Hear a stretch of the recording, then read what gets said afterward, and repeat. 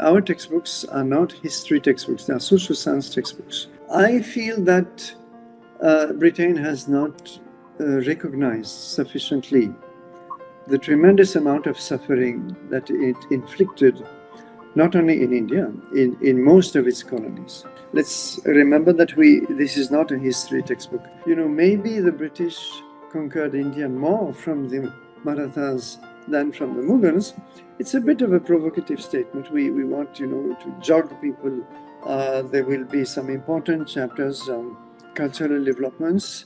Hello and welcome to The Hindu. I am Maitri Purecha, Senior Assistant Editor with The Hindu. And with us today we have Mr. Michel Danino, who is a scholar of ancient India. He's a professor at IIT Gandhinagar for Archaeological Sciences. And he's also the head of Curricular Area Group for Social Science Textbooks, which works in collaboration with NCERT in order to now design new textbooks which have come up for class 8 and earlier for class 7 and previous classes. A very warm welcome to the Hindu, Mr. Danino. Thank you, Mrs. Maitri. And I would like for you to comment on the process of designing new textbooks. They have come out after many years. What goes into the effort? What are the timelines like? How do the committees work? Especially now that the books for class 8 are out, could you please comment on the process? So it has been a fairly complicated process in the sense that I think it's important to remind that the entire effort flows from the National Education Policy, which was published in 2020 by the Ministry of Education. This National Education Policy, NEP in brief, is a kind of a sea change. It's definitely a paradigm change, which puts a lot more emphasis on the student. The student becomes the center of the educational system. Therefore, much more emphasis on a new pedagogy, which is not that new, but in India, to a large extent, it is new. And a lot of emphasis also on developing the thinking processes, the cognitive processes of the student. In other words, NEP, in summary, if I may, insists that the student should be an active participant in his or her education, which sadly in India has rarely been the case. We all know how students are basically passive recipients, expected to learn things more or less by heart, and then, give it out again on the day of the exam. So this is something that the NEP is trying to move away from. But then, as I've said, occasionally the NEP is like a beautiful car without wheels. And the wheels, or some of the wheels, came from a bigger document published in 2023 called National Curriculum Framework for School Education, NCFSE, in short. Now, what this document does is really to try to work out the bolts and nuts in every discipline and at every stage. Because, as you know, previously it was, all the way to class 10, and then there was 11 and 12. So it was 10 plus 2. Now there are 5 stages. I'll not give the full details. It's available in the NEP. But the stage which I am personally concerned with is called the middle stage. And as you said rightly, it's about classes 6, 7, and 8, which are very important because it's just in between the preparatory stages and the final secondary stage, which now encompasses 9 to 12.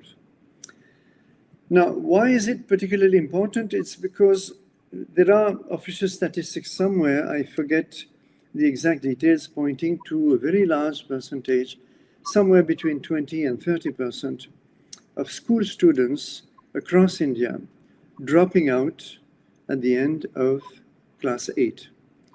And therefore, we have, for all the reasons that we know, economic reasons and lack of interest, whatever it may be.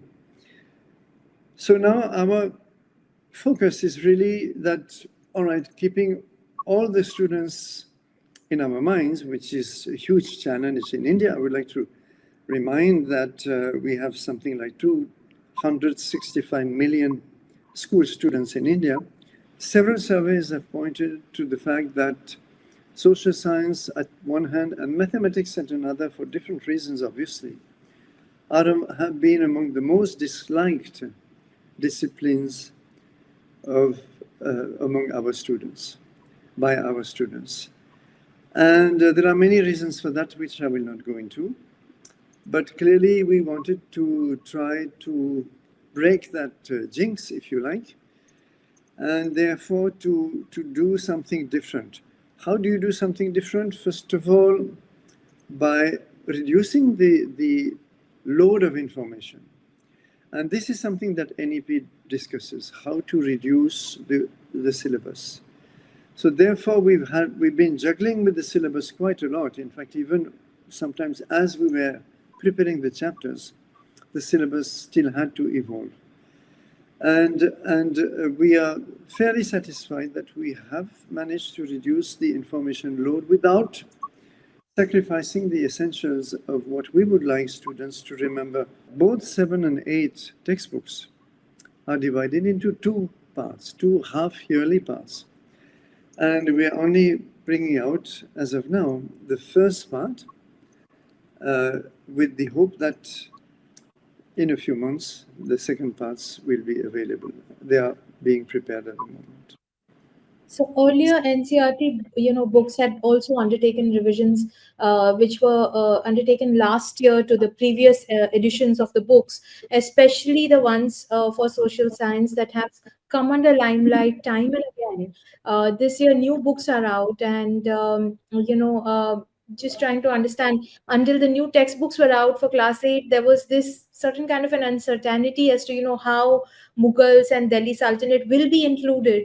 Now that it has been included in the class 8 books, that the class 7 books stopped at the 9th century timeline, and the Mughals only begin with around the 12th century. The Delhi Sultanate only begins with the 12th century timeline.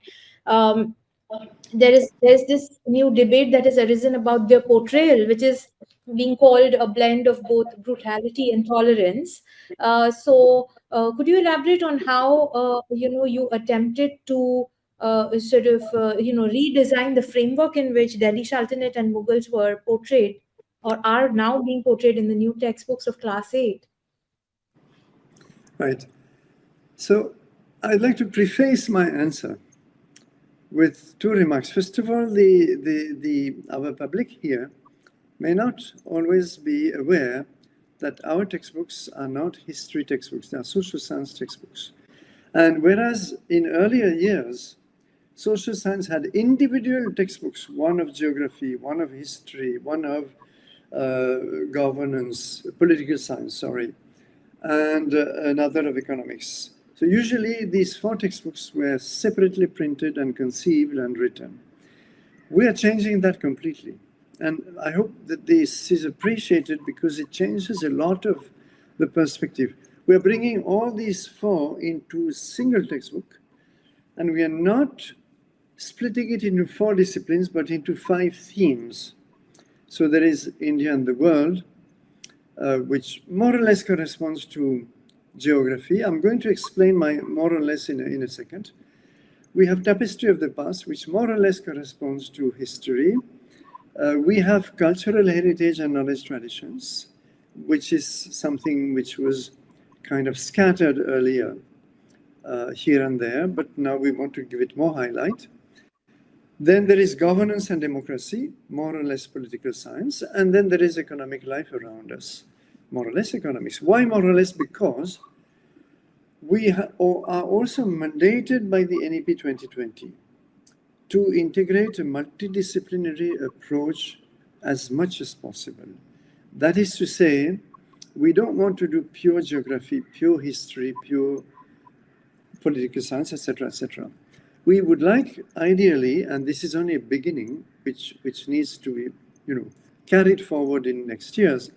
We would like to bring all of that together. Why? Because the life of a society, any society, is very complex, and all these elements are integrated. They are artificially separated in the academic world, but they are not separated in life. So therefore, you will find that in the chapters under the theme India and the world, or tapestry of the past, etc., etc., in every theme, you will find the other themes butting in. You will find that we bring in economics arguments into history, or geographical arguments very much, of course. You will find that we bring culture here and there because that's also part of the life, etc. So therefore, I was personally surprised when, after the release of the book, which has been put on sale, I think last Monday, I think every single article in the media, there must have been 20, 30 by now, focuses exclusively on the Mughals and the Sultanate. And I found this surprising because for us, it's not the main focus at all. It's, first of all, only one of the themes. And in that, as you have seen yourself, this is only one chapter among 7. Even in Tapestry of the Past, we have a chapter on the Marathas, and maybe we'll discuss it later, and we have another one on the colonial era. So therefore, we had to, and again, our approach is that by the end of grade 7, that's another remark I have to make the whole context understood. Our objective is that by the end of grade class 8, the students, in particular those who drop out, will have been exposed to a broad survey of Indian history and culture and geography and so on and so forth. So that they go out of school, if they do have to go, with some minimal equipment. Therefore, and this is crucial, I think very few people in the media have understood this, therefore, we are only bringing a broad survey of things. Broad survey doesn't mean that we go superficial. We are still trying to touch the deeper principles, key ideas, very important developments, and so on.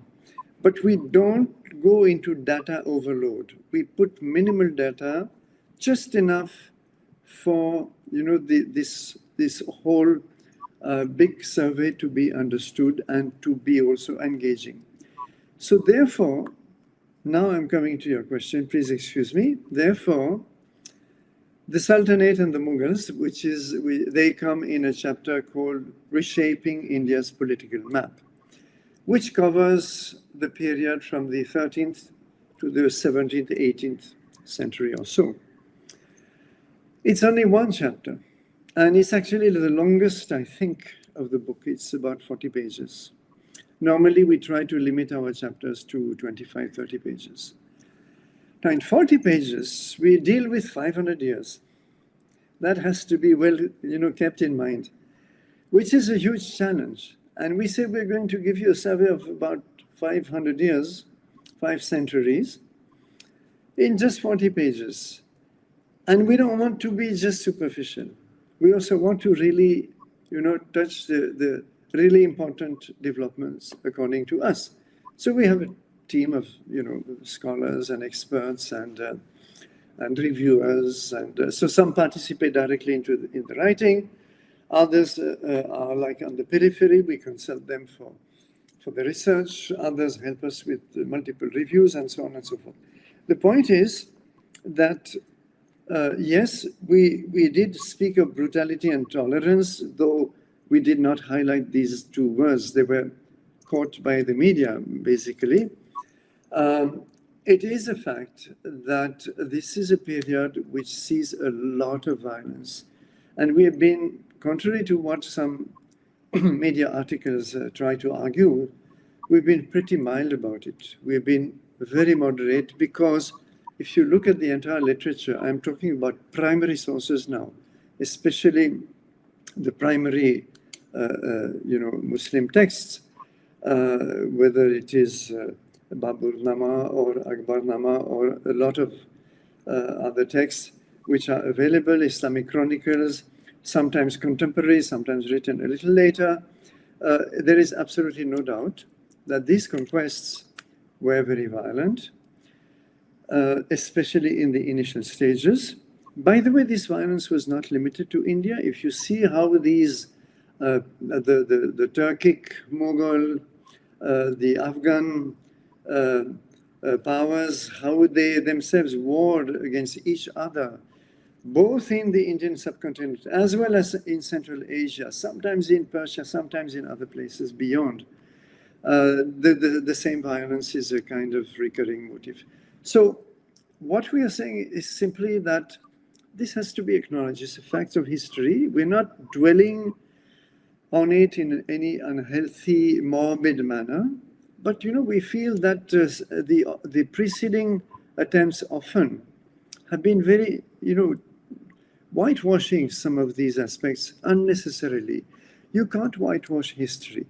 At the same time, you don't want also to put in all the gruesome data because then we would have hundreds of pages to put in, and it could be very depressing, of course, for a student. So we hope that we have managed to strike a balance, and even the characters that were known to be, by historians, to have been particularly cruel at times, particularly ruthless at times, we have also tried to show their other side. We have not, demonized, as you, I think, picked up in one of your articles, we have not demonized any of them. We've tried to show the complexity of their personality. So, of course, such efforts are going to be criticized. We don't mind. And if there are, positive suggestions for improvements, we will always take them in. But this has been our approach, our effort, and I think we have done it sincerely. What was the thought behind putting in a disclaimer or a note right at the beginning of the tapestry of the past, theme B, chapters in the textbook, right at page 20, where you say, you call it the darker period of history, and it immediately starts with, the embarking of the Delhi Sultanate and the Mughal periods, goes on to cover the rise of Marathas and eventually the colonial era rule in India.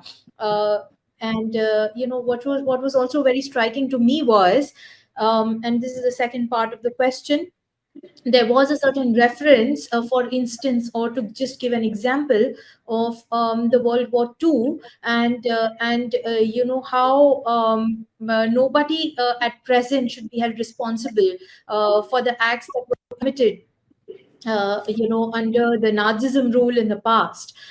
So I would want you to delve on the thought behind putting these disclaimers out, in order to probably well warn, what is coming in these chapters. And how did this thought evolve that, this really needs to go in the book? So we did not call it a disclaimer. I mean, I don't mind the term.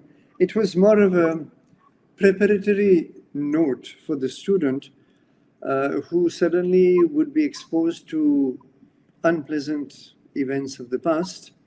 And it's not that the preceding periods were free from it. We have also mentioned wars in preceding periods. They were very present. But here, there is a different phenomenon happening. In fact, even from the 11th century onward, which will appear in the second part of class 7 textbook, we will find that these invaders are doing something which was not very common, luckily, in the earlier phases, which is that they will take revenge or punishment on the entire population of cities, for example. And they boast about it. A lot of texts, I can give you 20, 30 quotations, speak how the entire population of a city has been put to the sword. This is actually their standard expression.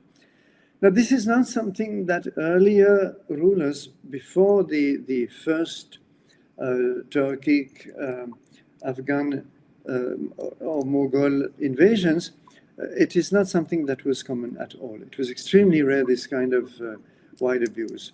So this is something that when we see this happening, we want to prepare the student to the fact that we are entering a phase where there will be unpleasant events. And by the way, this phase is not limited to the so-called medieval period. It extends right into the colonial era. As you have seen, we've spoken about famines, millions of deaths, millions. The estimates vary from 30 to 60 millions of deaths, which could have been, many of which could have been avoided. So this is also something that could be, depressing for someone to read, how India was also plundered, impoverished, and so on. So therefore, we thought that, we wanted to explain to the student that we're not doing this in any spirit of creating bitterness, creating a feeling of revenge. Absolutely not. We do this because it's important to face honestly those unpleasant, we call them darker chapters of history. Face them honestly, because that's the only way by which you can draw the lesson from them. But the only way by which you can draw lessons from the past to avoid, their repetition, hopefully, in the future. So this was the purpose of this note on the darker chapters of history. And we took the example of World War II because it's the most striking example you can take, where there were untold atrocities. Now, at least they are very, very well documented, because these are about recent times. Untold atrocities, absolutely inhuman, unprecedented in the world history to that extent. And yet, we find that a few years after World War II, you find that Germany is on good terms with most of the European powers, including those that Nazi Germany had so badly mistreated. How is it possible?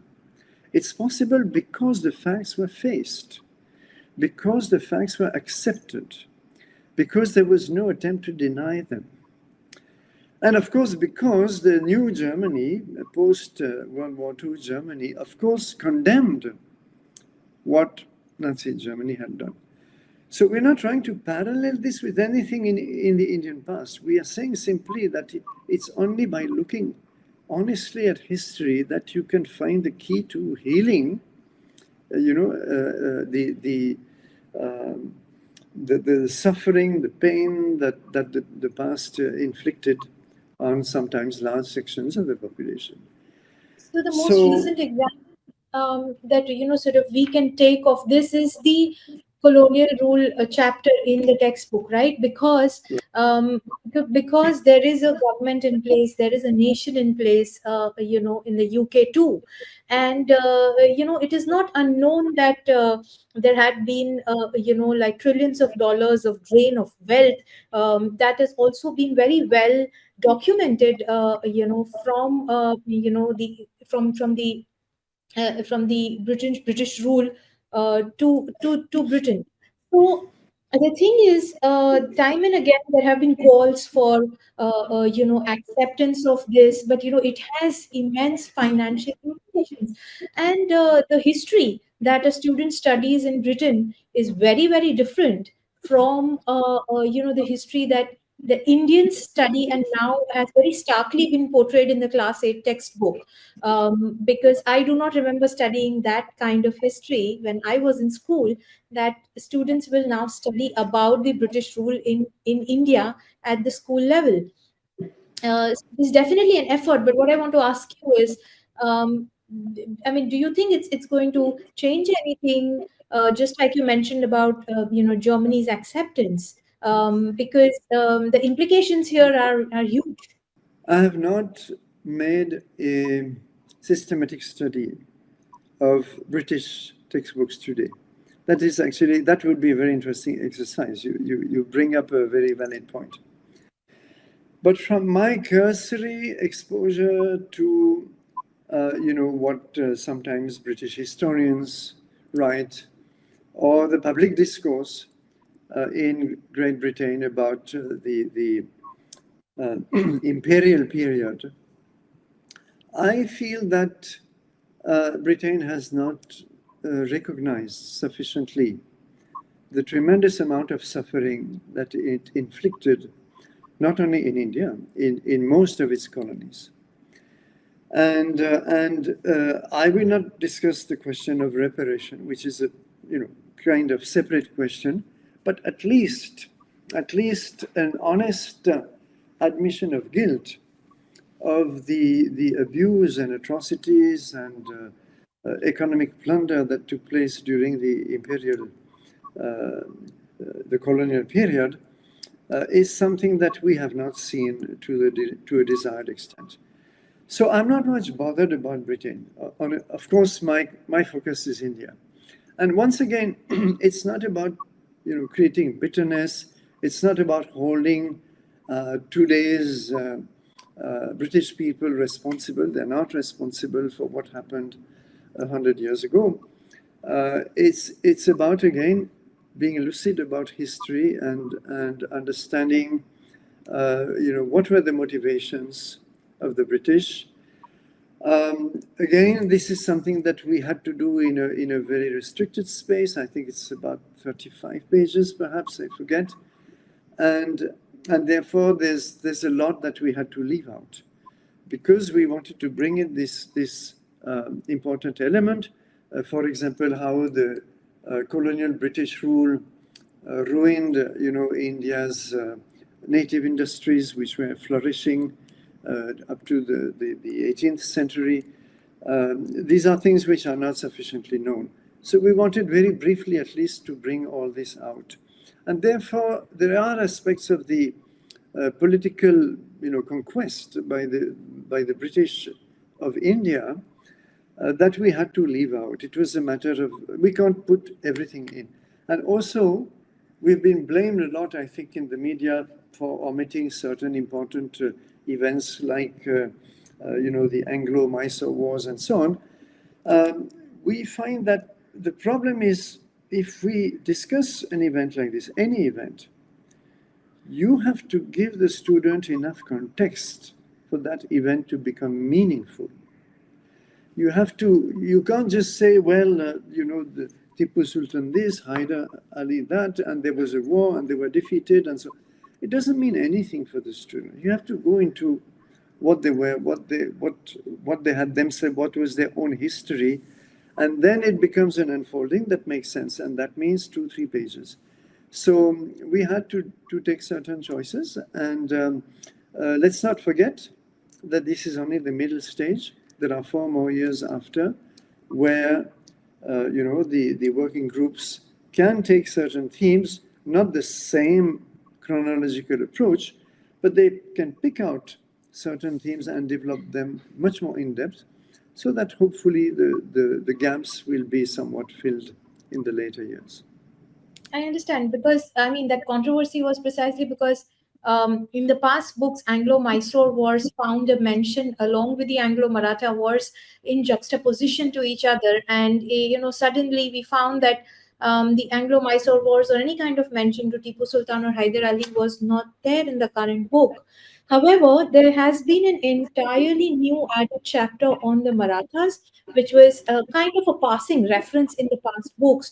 So, why was this deemed important, particularly, when you talk about Shivaji, when you talk about building of his naval forts, his maritime supremacy, the guerrilla warfare tactics that happened through the naval route, the resistance that Marathas have posed to Mughals, and so on. And all of this has been explained in great detail in the book. So what was the thought behind, introducing Marathas, especially because this is a topic of great political sensitivity in Maharashtra? So it's a very good question once again. Well, the political sensitivity in Maharashtra is not our concern. If we take certain topics, if we select certain focus, we do it for its historical value, or what we feel is its historical importance, or geographical, if it is the themes on geography, or the themes of governance, etc. Let's remember that this is not a history textbook. So therefore, the starting point was a bit different. The starting point was that in the past, very often, we found that the students were left with this idea that, there was a series of empires, the Mauryan empires, the Gupta empire, and then certain Hindu dynasties. And then we have this Muslim period where we have the Sultanate and we have the Mughal Empire, and then the British come. Of course, history is not at all like that. And it's very well known among historians that the division of Hindu, Muslim, and then British period is absolutely not valid, and it is something completely obsolete. That is well known, and still it remains somewhere imprinted in the minds of students. So what we wanted to do is, and we did it partly in the chapter on reshaping India's political maps where the Sultanate and the Mughals are developed, we wanted to show that this was not a straightforward story, and there was a lot of resistance here and there in India to the hegemony of the attempted hegemony of both sultanates and the Mughals. And this story of the resistance is not sufficiently well known. So we had only, again, for reasons of space. When I say reasons of space, it translates into reasons of time in the classroom, right? You have so many periods, and you have to cover a certain topic when you teach. So for reasons of time and space, we could only very briefly mention the case of the Ahoms in Assam, the Sikh Empire, the Rajputs, of course, and a few more examples which we had to deal with very briefly. Each of them would technically deserve a bigger treatment. But we selected the Marathas for a bigger treatment because it's a fact that they were the ones who ultimately managed to build, though a little briefly, an empire which spread over a very large portion of India, since their influence extended to Delhi and beyond, even to what is today Pakistan, the Pakistan region, and so on. So all the northwest of India, and south with forays into parts of Tamil Nadu and so on, as we know that. So therefore, they definitely, first of all, they stymied the Mughal attempts to conquer the south. Let us remember that Aurangzeb spent some more than, I think, about 25 years stuck in the Deccan, unable to return to Delhi because he wanted to complete the conquest of the Deccan for his empire, but he couldn't do it. And he was mostly blocked, not exclusively, but mostly blocked by the Maratha campaigns. So I'm not telling the whole story, but I'm just explaining that this statement, which we made a little bit provocative, that maybe the British conquered India more from the Marathas than from the Mughals. It's a bit of a provocative statement. We want to jog people to make them suddenly awake. There is some justification for it, and it is a fact that the British had to defeat the Marathas in several wars, and once again we did not give plenty of details about those wars. We mentioned in brief what happened, and therefore the fact also that the Marathas, as you pointed out, used new tools of warfare, and including development of a very efficient navy, not with huge ships. In fact, the ships were mostly of modest dimensions, but they were fast and they were very aggressive, and they were able to defeat a few European navies because of the special tactics which they used. So this deserved also some attention, and the unconventional tactics which they used on land, which Shivaji pioneered, plus also the fact that they set up a very different kind of administration with some also different cultural values behind them. So all this, in our opinion, deserved a development which we gave as briefly as possible. And we hope that students will find it interesting.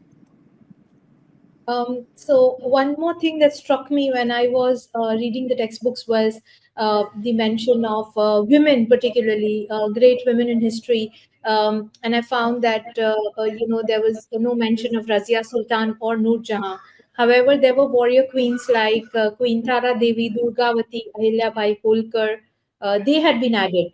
When you were making these decision on how women in history will be portrayed in the social science textbook, what was going on in the minds of the committee?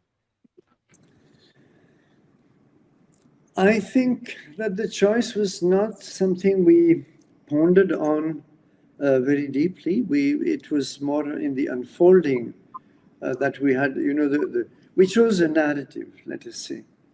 And the narrative led us to certain choices. We could have chosen a lot more. Why did we choose Hazrat Mahal and not Noor Jahan, for example? This is something that I would have to go back to the mind of the particular contributor to really give a precise answer. First of all, I'd like to point out that the choice is not final. There are more chapters to come in the class 7 and 8 second parts. Some of them are dedicated to cultural development, so maybe they will find a place there, we will see. So therefore, nothing is completely final. But at least we thought that the ones that we selected deserve to be. For example, Hazrat Mahal is an amazing personality with tremendous strength, and she's very poorly known.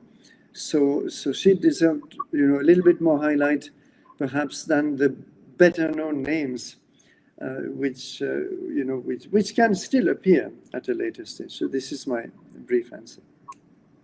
Thank you for the reassurance and the clarification there. And just the final question here is, on learning going the way forward, because this is going to be a first batch of students in the academic year of 2025, 2026, who currently have absolutely no visibility on what they are going to study after 6 months.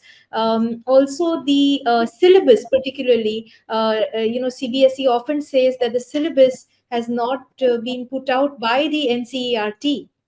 And so, just want to understand here, particularly in the sense of class 7 social science and class 8 social science, on what at least can they expect broadly in terms of, the historical timelines which are now going to come in? You could start with a part 2 of class 7 and then class 8 for that. So, first, I'd like to point out that the question of the syllabus, whether it is published or not, or in what form, that's not in our hands. It's really for NCERT to decide. So I can't, answer the question in full.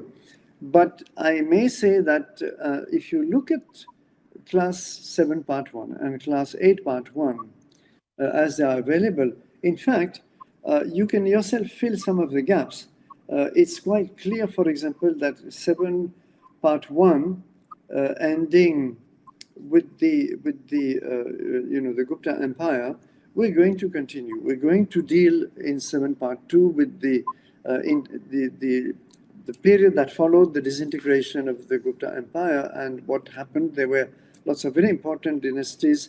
We will not be giving, again, full details about them, but what are the key developments, key ideas that identify that period. And then again, also, we have those two, transitional centuries, the 11th and 12th centuries. That will have to come in part 2 of grade 7 in some ways. And exactly in what ways, I cannot tell you now because the chapters are just being worked upon at the moment.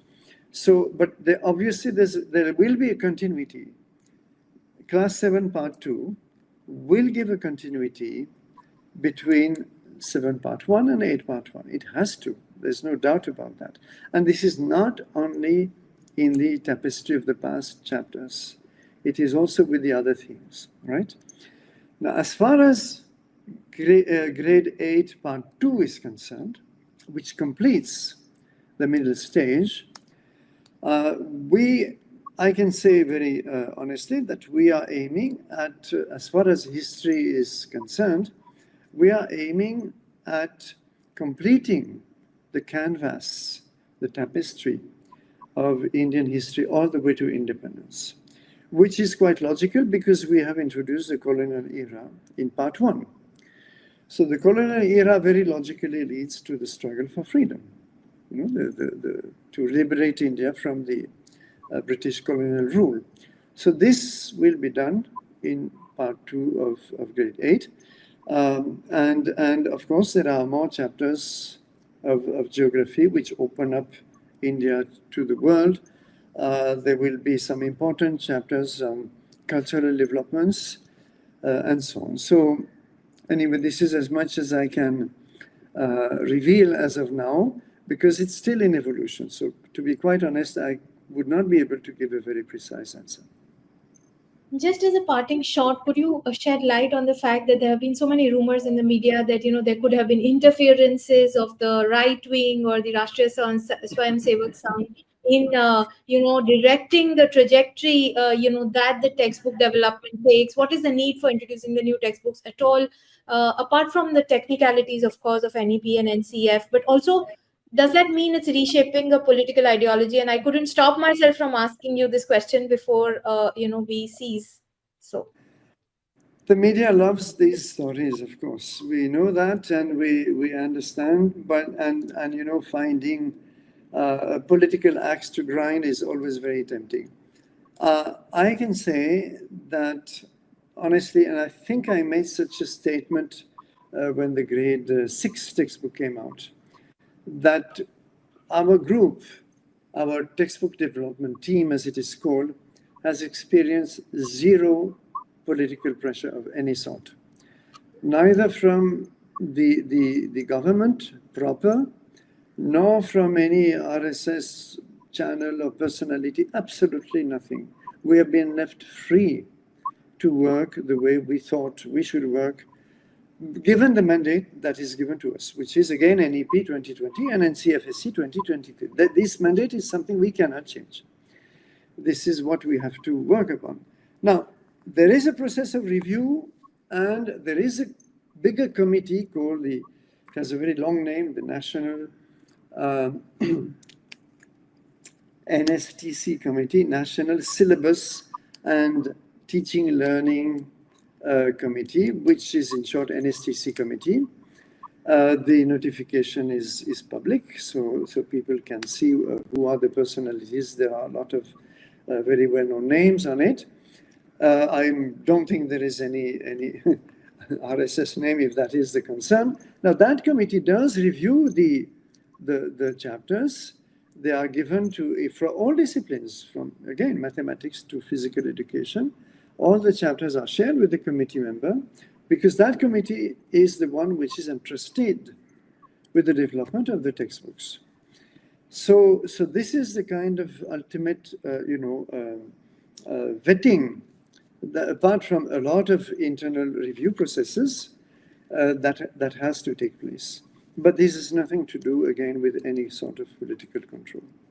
Thank you so much for that. And so you will continue to develop newer textbooks for class 9, 10, 11th, and 12th, if I'm not mistaken, in future? Yes, but these are different groups which have been formed because, approaching the secondary stage is a very different ball game. Everything changes. So, and again, this is developed in the NCFSE in quite a lot of the periods of time available to different disciplines change. The pedagogy also has to change, and then we are dealing with much more mature minds, and that has also to be taken into account. So different teams have been formed, and they are at work, and that's a different ball game altogether. And you will have one day to check with those teams once they come out with the new textbooks. Thank you so much for joining us for this conversation, Mr. Danino, and looking forward to having you at the Hindu for more such conversations in the future. Thank you so much for your time. Thank you very much for having me. Thank you very much for having me. Thank you.